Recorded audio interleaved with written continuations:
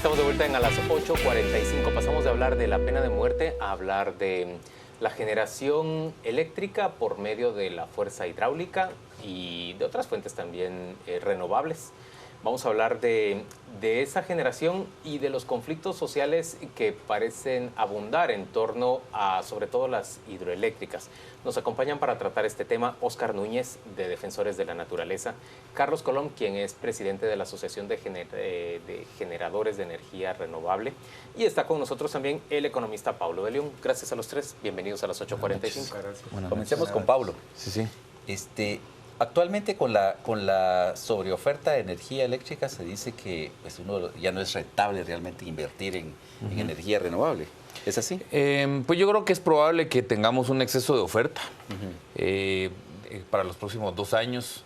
Pero la cosa, 2 años. 2, 3 años. Nosotros hemos visto en el informe que presentamos hoy, por ejemplo, que el problema de la energía eléctrica de Guatemala está lejos de resolverse. O sea, Guatemala es el segundo país con menor consumo de energía per cápita en América Latina.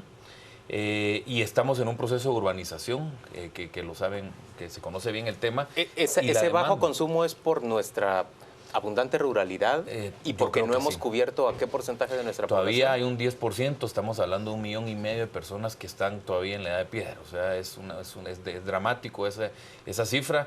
Y entonces no hay gente, y la otra, los que sí tienen, que son rurales, consumen muy poco todavía. Entonces, todavía el problema de la demanda todavía no está resuelto, a pesar de que haya una pequeña sobreoferta.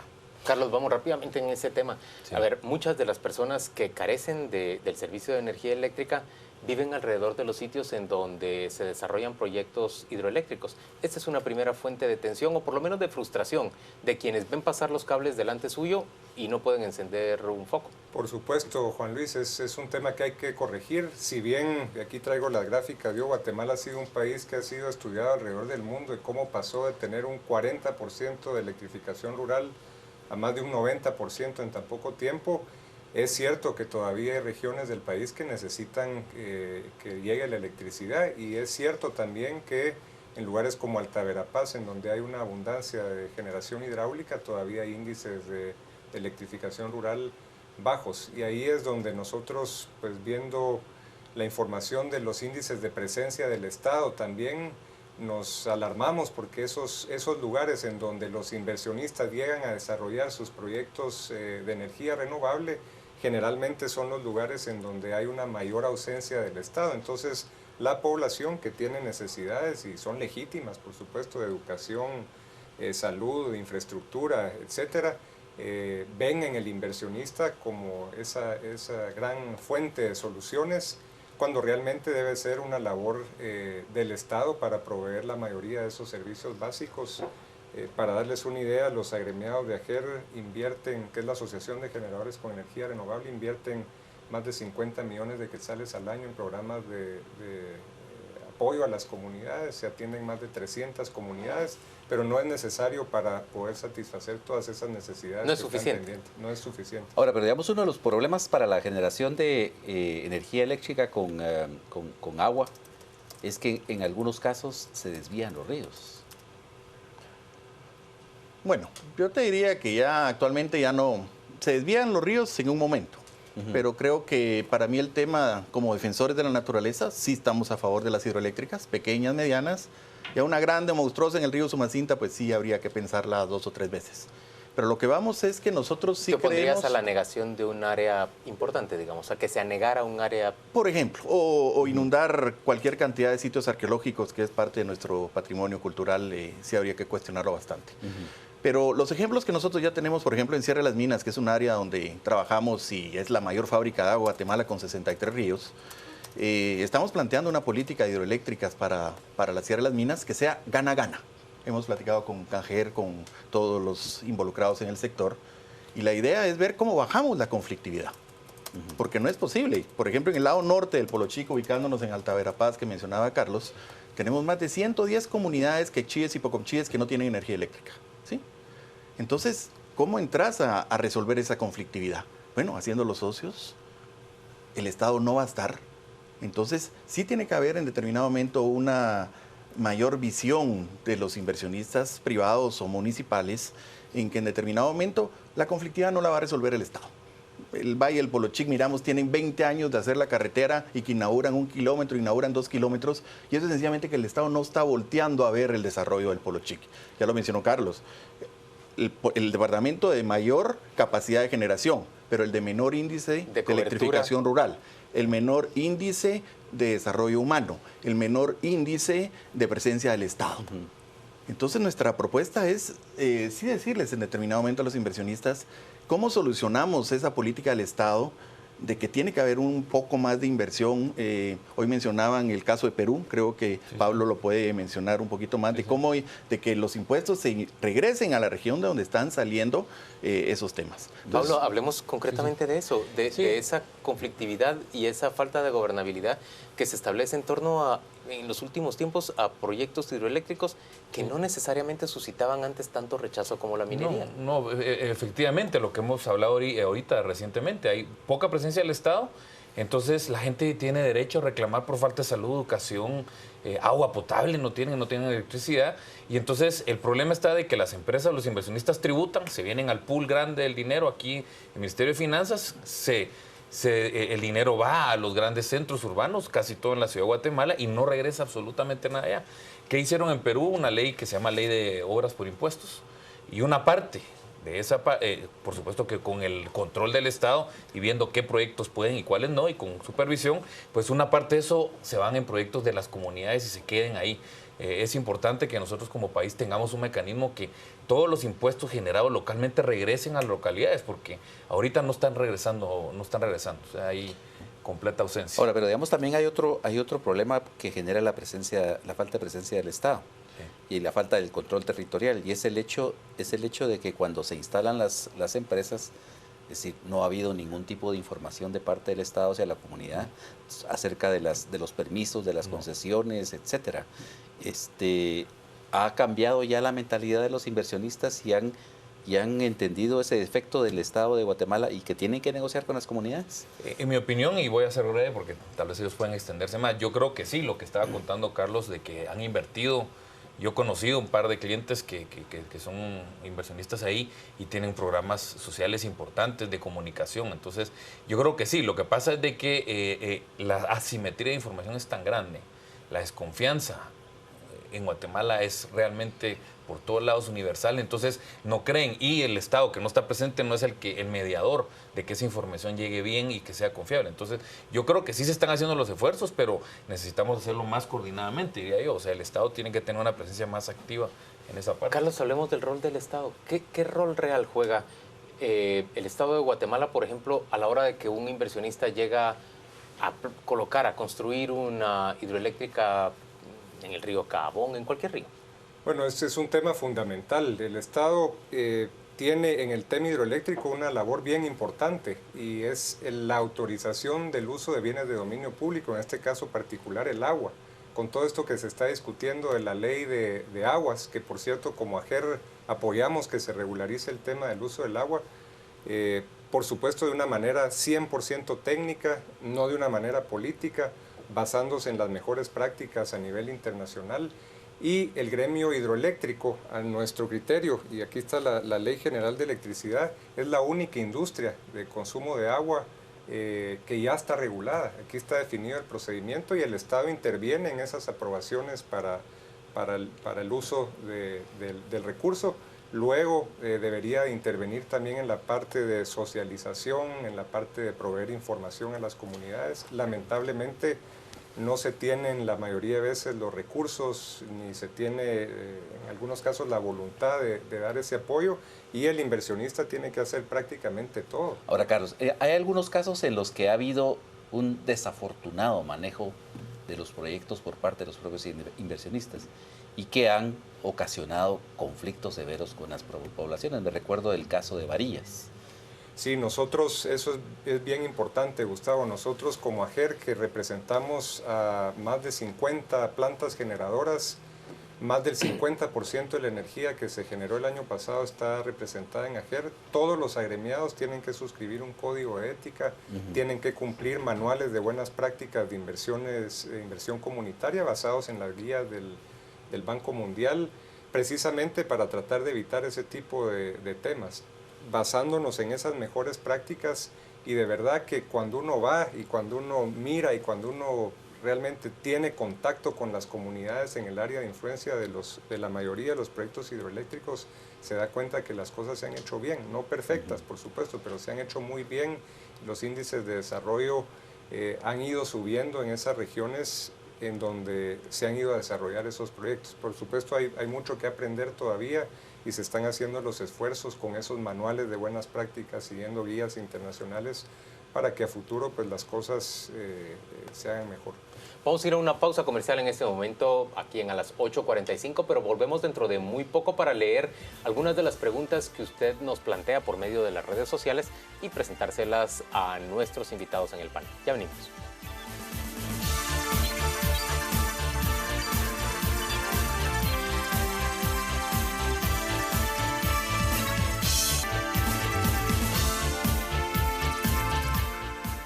Ahora sí le pedimos a Rocío Lazo que nos cuente qué se dice en redes sociales sobre esta conversación, conflictividad y problemas sociales en torno a la generación de energía renovable en el país. Así es, Juan Luis, ya usted pudo escuchar la conversación que se está llevando a cabo durante este segundo bloque de A las 8:45. Ahora es momento de saber su opinión en cuanto a este tema. La esperamos a través de nuestras redes sociales. Vamos a comenzar con María del Carmen Aceña.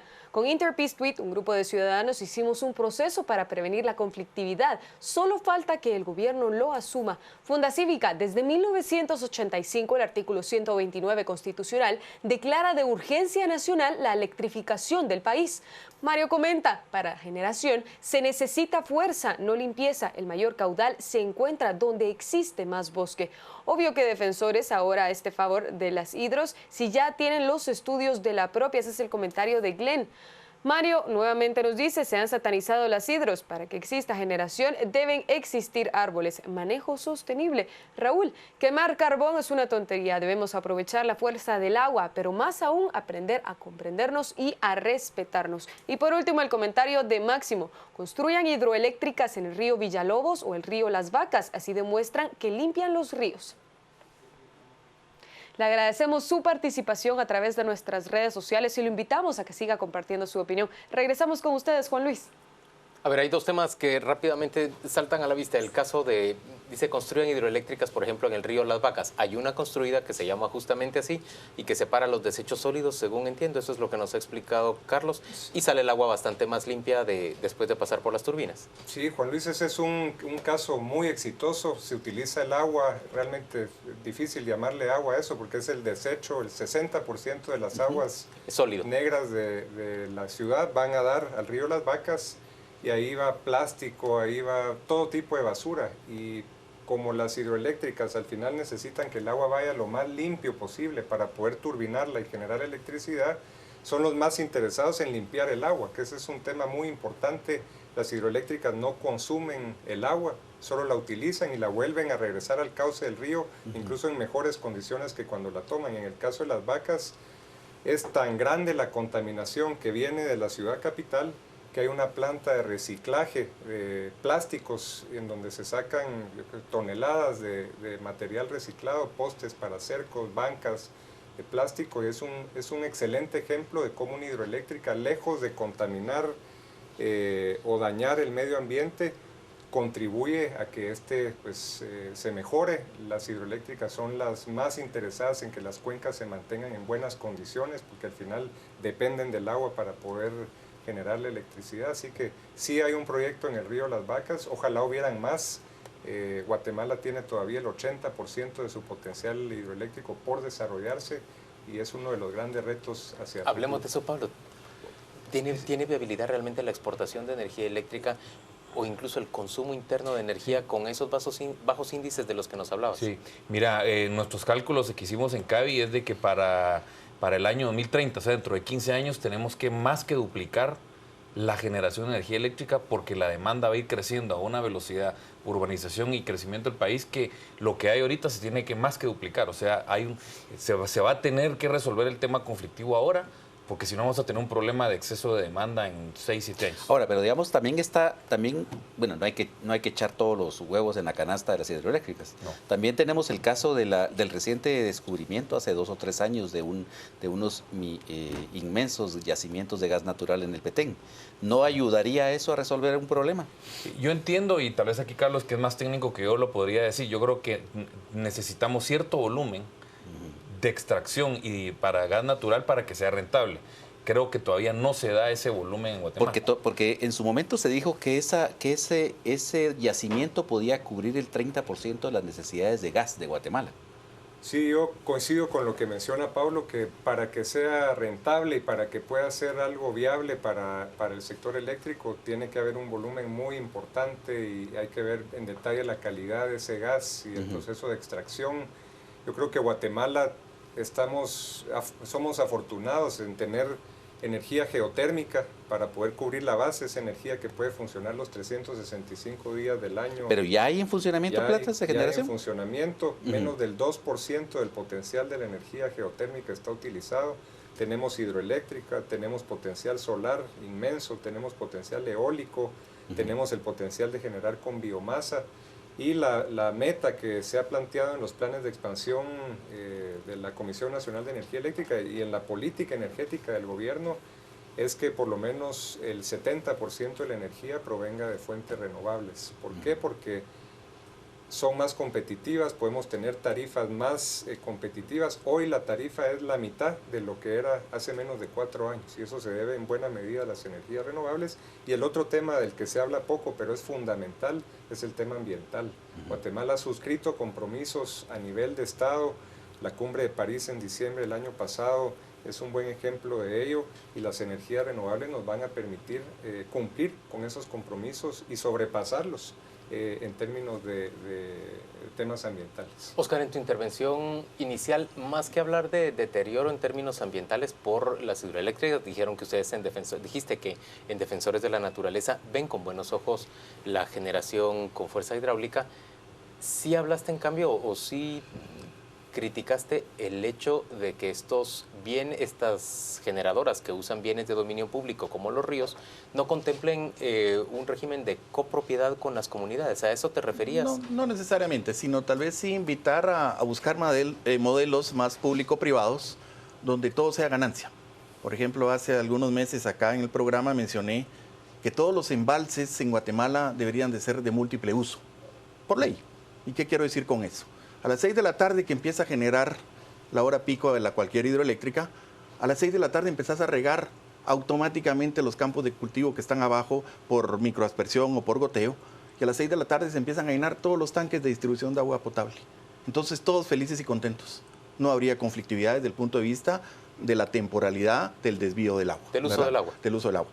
Y los otros temas es también irnos a donde el Estado no va a invertir. Yo estoy muy claro que el programa de electrificación rural del INDE está quebrado porque dependía de una tarifa social que no se va a revertir si no hay una política de Estado que cambie eso, ¿verdad? Entonces el INDE no va a electrificar ruralmente. Entonces también estamos invirtiendo en cierre de las minas, lo hizo hace algunos años Fundación Solar con una pequeña hidroeléctrica, Holomhish, que es una hidroeléctrica comunitaria. Se buscó una caída de agua chiquitilla, no pasa de 1 mega, pero la comunidad está con su energía eléctrica, están poniendo ya ¿Pero constante secadores. o solamente de potencia, como le llaman? Constante, todo el tiempo tienen energía eléctrica, ¿Sí? es a filo de agua. Ajá. Y luego hay tecnologías nuevas que están entrando. La mayoría de las comunidades en cierre de las minas, que es donde les sabemos como defensores, normalmente todos los sistemas de agua potable vienen del nacimiento de arriba o vienen del desvío de un río de arriba. Entonces normalmente tenés presión, tenés desnivel. Ahora hay lo que se llaman los turbogeneradores. Entonces quitas 10 tubos de donde viene tu agua potable y metes pequeñas turbinitas y autogeneradores que con el agua potable generas suficiente energía para la misma comunidad. Entonces yo creo que esas son las políticas que debe apoyar el Estado. Las pequeñas hidros como Holomhish, estos turbogeneradores o los embalses de múltiple uso. ¿Son rentables, Carlos, esas pequeñas hidroeléctricas? Sí, bueno, la verdad hay un buen número de proyectos pequeños, hay una normativa que fomenta la instalación de proyectos de energía renovable menores a 5 megavatios y si se hacen bien los proyectos pueden llegar a ser rentables. A mí me ha preocupado siempre la sostenibilidad de proyectos muy pequeños por toda la dinámica que se da a veces en el manejo de estos, y principalmente el tema de cobro de la energía a las comunidades, que ese es un tema complejo y que ha hecho que algunos de los proyectos que se han implementado en el pasado no hayan podido salir adelante. Pero en términos generales sí, un proyecto puede ser desde pequeño o mediano hasta grande. Realmente en Guatemala no hay potencial para hacer proyectos muy grandes hidroeléctricos porque son cañones muy grandes los que hay, no se pueden dar grandes inundaciones, pero un proyecto bien hecho puede ser rentable desde todo punto de vista, rentable económicamente, socialmente, ambientalmente. Pero eso va muy de la mano también, que no lo mencionamos y es parte de lo que falta en el estudio. El 65% de la energía de este país viene de la leña. Entonces, ¿qué pasa si somos visionarios y con pequeñas hidroeléctricas medianas vas a ir sustituyendo el uso de la leña a través de estufas con energía eléctrica? Eso te facilita el uso de la leña para panaderías, para molinos, pero nadie para lucha, secadores nadie de lucha en contra del uso de la leña como energía. Claro, pero entonces vamos, porque nadie los considera, porque no los volteamos a ver.